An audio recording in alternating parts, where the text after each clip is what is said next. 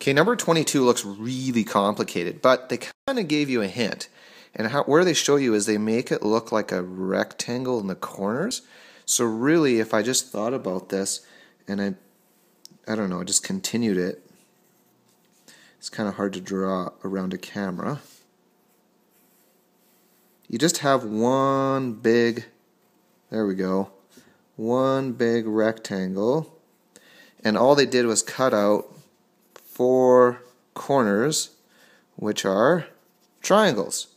So let's find the area of the whole thing, pretend it wasn't cut out. Well, it would be 72 times 62. So the area of the rectangle would be 72 times 62, and that would be 4464. Okay, right away, we know that can't be the answer because they've cut off these corners. So that answer is bogus. Now we're guessing. So if you had to guess, now you're guessing 3. Okay, let's shift down here. Okay, the next thing you've got to do is figure out the area of each of the triangles. If we know that's 37, this is 37, and if we know the whole thing is 72, if I go 72 minus 37, that will tell me the remaining distance for this.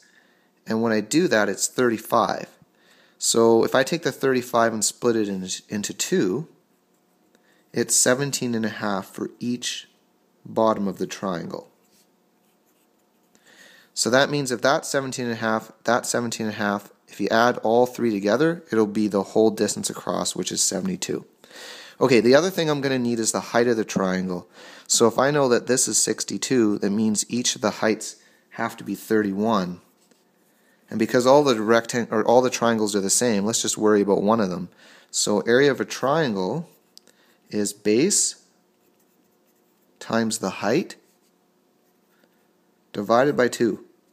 So the area of each triangle is 271.25 centimeters squared.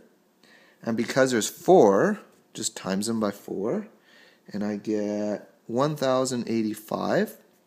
And that means that's what you cut off, because those are the 4 triangles, and you just subtract them. And when you do that, you get a leftover of 3379.